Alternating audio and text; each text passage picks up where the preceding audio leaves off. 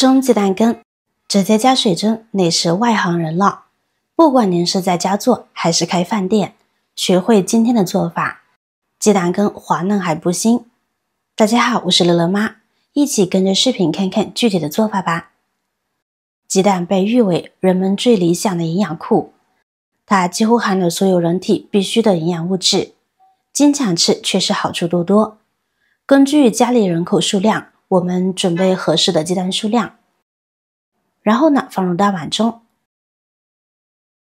我们往鸡蛋羹表面呢撒些小苏打，再加入清水，把小苏打搅拌溶解后，将其浸泡一会儿，再用厨房纸将其擦洗一遍。鸡蛋皮上都会有或多或少的鸡屎，还有大肠杆菌。为了避免污染我们的锅，我们要使用一些小苏打把鸡蛋彻底的清洗一遍。相信我，这样洗出来的鸡蛋超级干净。然后呢，我们再用清水将其漂洗一遍即可。这样清洗好的鸡蛋光亮还干净。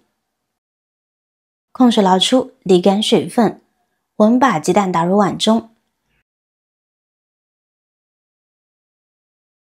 然后我们把鸡蛋搅打散开，一定要充分的搅拌均匀。在制作鸡蛋羹时，最怕的是蛋液没有打发均匀，因为如果蛋液没有彻底的打散，那么蒸出来后就会有结块，吃起来的口感就会老。这样的情况是不是不少朋友出现过呢？蛋液一块一块的，这就是蛋液没有打发均匀所导致的。所以要做好鸡蛋羹，一定要把蛋液打发均匀才行。家里有打蛋器的话可以使用，那样速度更快还省力。如果没有打蛋器，要用筷子多搅拌一会儿，一直搅打成这样，用筷子提起来呈流线型，没有结块的现象就行。现在我们把鸡蛋液放在一边，接下来我们准备一块生姜，2根小葱，我们把生姜切成薄片，再切细丝，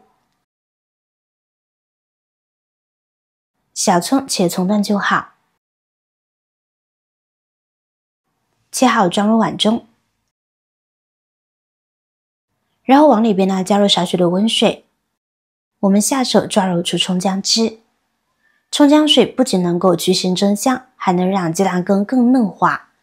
有的朋友觉得鸡蛋羹有腥味，会加料酒，或者是直接不愿意加。然而加料酒会使鸡蛋羹的口感味道怪怪的，您可以试试这样做。这会儿我们把葱姜汁过滤出来，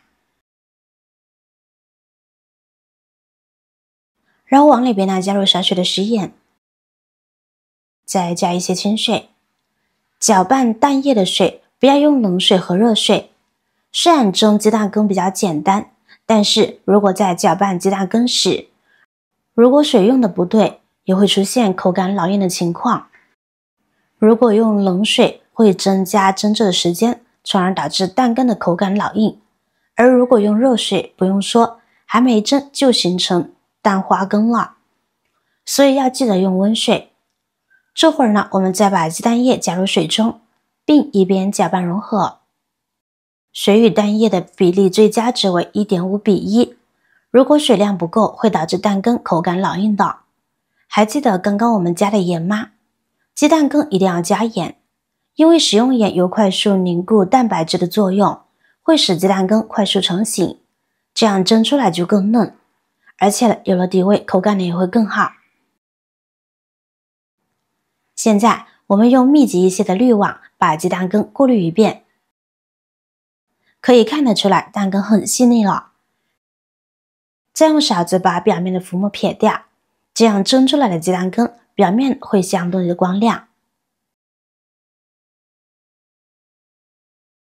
好了，这会儿蒸锅中水开我们把鸡蛋羹放进来，表面记得盖盖，防止水蒸气滴落。正确蒸蛋羹的方法是大火开锅后，再上锅改中火蒸8分钟。因为大火的火力太猛，会导致鸡蛋羹的水分快速蒸发，从而出现蜂窝状的现象。中火的火力适中，关键是可以让鸡蛋羹均匀的受热，这样口感才会嫩滑哦。这个时间呢，我们来切点葱花，切好装入碗中备用。现在我们来看看鸡蛋，记得做好防护工作哦，千万不要被烫到。哇塞，看看这蛋羹是不是特别的 Q 弹呢？短短的。好了，出锅。这会儿呢，我们用小刀呢给切点格子穿出来，方便入味。根据自己的喜好任意切，我将其切成菱形块就行了。现在呢，我们往里边呢加入1勺蒸鱼豉油，一点点香油调味。觉得太单一的话，我们撒些葱花呢在表面装饰一下，同时呢也能够起到提味的作用。好了，美味即成。很多朋友在家蒸出来的鸡蛋羹，要么蒸成蜂窝状，口感粗糙，要么就是蒸的凹凸不平，根本就没有网上说的嫩滑细腻，犹如布丁一样的口感。就是因为很多朋友在蒸鸡蛋羹时，往往呢都是直接加水，搅拌一下就上锅蒸，难怪蒸出来的鸡蛋羹不对，因为方法是不对的。学会今天的步骤，你也能做出布丁口感的蛋羹哦。好啦，今天的视频就分享到这啦，大家无论多忙多累，也要记得按时吃饭，保持健康饮食。如果你也喜欢这道美食，请您给我点个赞吧，让我们共同拥有美好的生活。希望这个夏天，每个人都能够吃出幸福滋味。不要忘了关注、订阅我的频道哦。我是乐乐妈，我们下期再见。